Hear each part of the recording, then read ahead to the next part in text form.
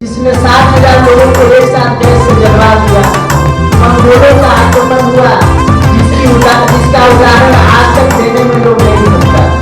तो पुरानी घटना है, परंतु वो घटना भारत में घटी है जिसको भुलाया नहीं जा सकता।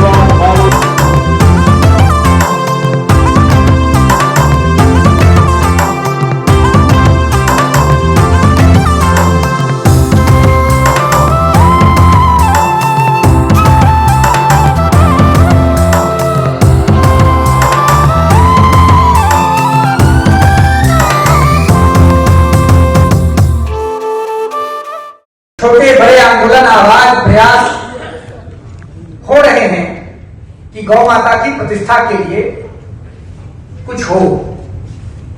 वर्ष 2014 में जब इस देश में नए सूर्य के रूप में जनता के विशेष आकांक्षाओं की पूर्ति के रूप में जन आकांक्षा के विशेष आशीर्वाद से देश के गणनायक जननेता माननीय नरेंद्र मोदी जी प्रधानमंत्री बने, तो इस देश में एक स्वतः स्फूर्त आंदोलन स्थापित हो गया और कश्मीर से कन्याकुमारी गौ माता की प्रतिष्ठा प्रतिष्ठित हुई।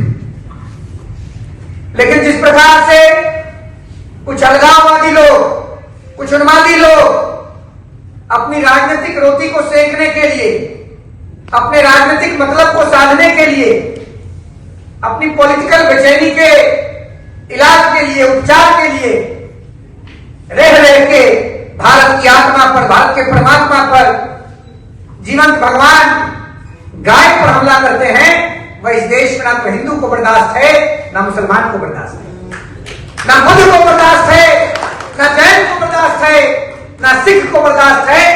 गौ माता सबकी माता नामक संवाद में इस मंच की शोभा बढ़ा रहे हम लोग के अत्यंत निकटस्थ बिहार की शान और भारत की पहचान सैयद शहनवाज हुसैन साहब इस कार्यक्रम में इमामों के इमाम शब्द करके शहनवाज जी ने जिनको नवाजा, चाहे हैं भी चीफ इमाम साहब इलियासी जी, हम लोग के कार्यक्रम में उपस्थित महामंडलेश्वर जी, हम लोग के कार्यक्रम में बिहार को खेल जगत में पहचान दिलाने वाले, जिनकी शुचिता, जिनकी सभ्यता गोपालगंज से लेके दिल्ली तक जेकर मच गई पहचान, ये आगाज ये सजनी, जो एक गाना है नहीं याद आ रहा है, हमारे राकेश तिवारी जी इस कार्यक्रम में मौजूद, हम लोग के मित्र मारूफ साहब जो हम लोग का बड़ा ख्याल भी रखते हैं, अल्पसंख्यक मोर्चा के अध्यक्ष रहे अध्यक्ष जी रोहित बालियान जी, रोहित चौधरी जी, सुरेंद्र कुशवाहा जी, और मैथिली भजन सुनेंगे हम लोग, राजमा जी, अन्ना लोग। विश्व में कई तरह की क्रूर घटनाएं हम लोगों ने सुना और देखा है। अभी हम लोग कुछ भूल रहे थे तो देखे हिटलर भी हुआ था, जिसने 60,000 लोगों को एक साथ गैस से जलवा दिया। मंगोलों का आक्रमण हुआ, जिसका उदाहरण आज तक देने में लोग नहीं थकता था। यह तो पुरानी घटना है, परंतु दो घटना भारत में घटी है जिसको भुलाया नहीं जा सकता। एक तो जलियांवाला बाग की घटना हम लोग देखे थे कि एक तरफ बंदूकें दंदन, एक तरफ थी टोलियां, मरने वाले बोल रहे थे इंकलाब की गोलियां। तो उसमें बंद करके जनरल डायर ने लोगों को मरवा डाला, लोगों के साथ विभत्स घटनाएं हुई जिसको आज तक भारत भुला नहीं पाया, जिसका कलंक ब्रिटेन पर अभी भी लगा है। और हम लोग आशा करेंगे कि प्रधानमंत्रित्व काल में ब्रिटेन हम लोगों से उस घटना के लिए माफी मांगे। दूसरी घटना 7 नवंबर 66 की हम लोग के सामने प्रस्तुत और लक्ष्य प्रश्न के रूप में खड़ी है। और भारत के माथे पर जो कलंक तत्कालीन सरकारों के द्वारा लगी उसको भुलाया नहीं जा सकता है। मांग क्या थी? 7 नवंबर 66 में दंडी सन्यासी और जितने गोभक्त थे, मुस्लिम से लेकर सिख, ईसाई, आर्य समाजी, अन्यान पंथ मजहब, धाय काम काज सब त्यागी, मनोरंग निधि लूटन लागी, सब लोग अपने अपने प्रभुत्व को छोड़ के जमीन पर आसन लगा के बैठे थे और एक ही मांग हो रही थी, गोल उठा पर पूर्ण प्रतिबंध हो, पूर्ण प्रतिबंध हो। आज का विषय बहुत महत्वपूर्ण है। नाम इसका कार्यक्रम का है संवाद। संवाद ही एक ऐसा माध्यम है कि जो हर मसले का हल है। हर मसले के लिए संवाद ही एक ऐसा जरिया है कि जिससे जो गलत फहमियां हैं वो दूर होती हैं, आपस में मोहब्बत पैदा होती है और मसले का हल निकलता है। जटिल से जटिल मसला भी संवाद के माध्यम से हल किया जा सकता है। लेकिन मैं स्वामी जी, आपने जो कार्यक्रम संवाद रखा है बहुत अच्छी बात है, लेकिन आप उन बलिदान जिन्होंने दिया था, जिनको इंदिरा गांधी ने गौ सेवकों को गोली से भून दिया था, आज उनको श्रद्धांजलि दी जा रही है, उनके बलिदान को याद किया जा रहा है। असल कार्यक्रम उनकी श्रद्धांजलि का है। ये गाय के विषय में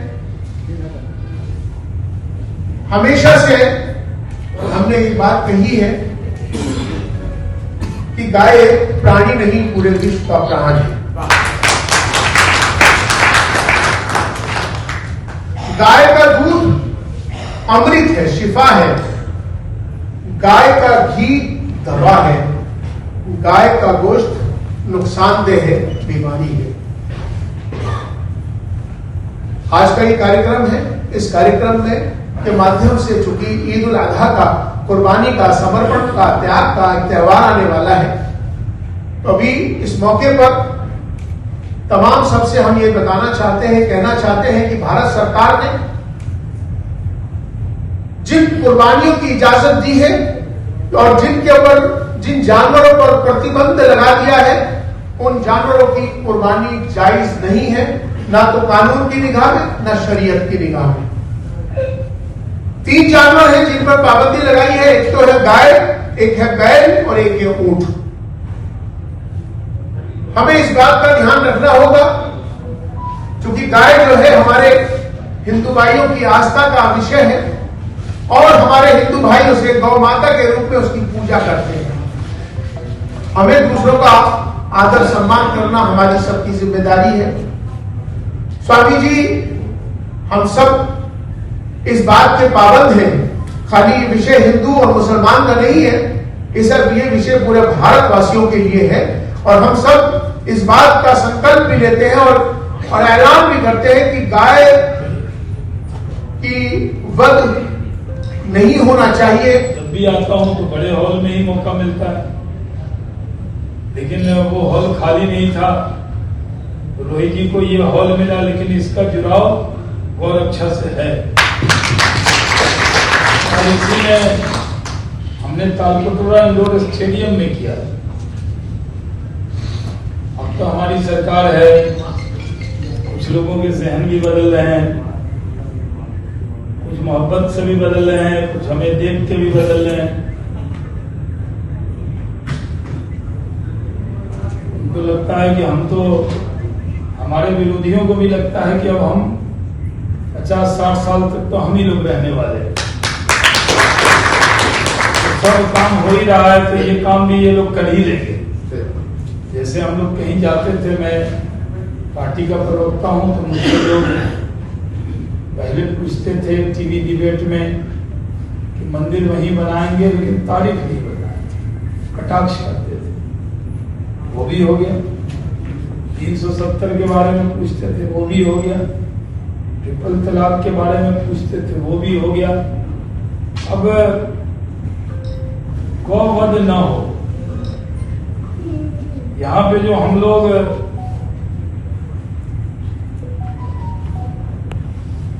4 मुसलमान बैठे हैं अपने मंच पे, मैं, यासी साहब, आतिफ रशीद और मारूफ खान साहब, ये जिम्मेदारी से कसम खिला के पूछ सकते हैं कि हम लोगों की जानकारी में किसी की हिम्मत नहीं है कि वो गाय काट दे और हम उसे छोड़ दें। सरकार माननीय प्रधानमंत्री आदरणीय नरेंद्र मोदी जी के नेतृत्व में बिल्कुल चिंतनशील है और अवधेश कुमार जी ने स्पष्ट रूप से कहा कि 18 राज्यों में जहां भारतीय जनता पार्टी की सरकार है, वहां गौवध पर पूर्ण प्रतिबंध लग चुका है, कहीं कोई समस्या नहीं है। लेकिन एक वैचारिक वातावरण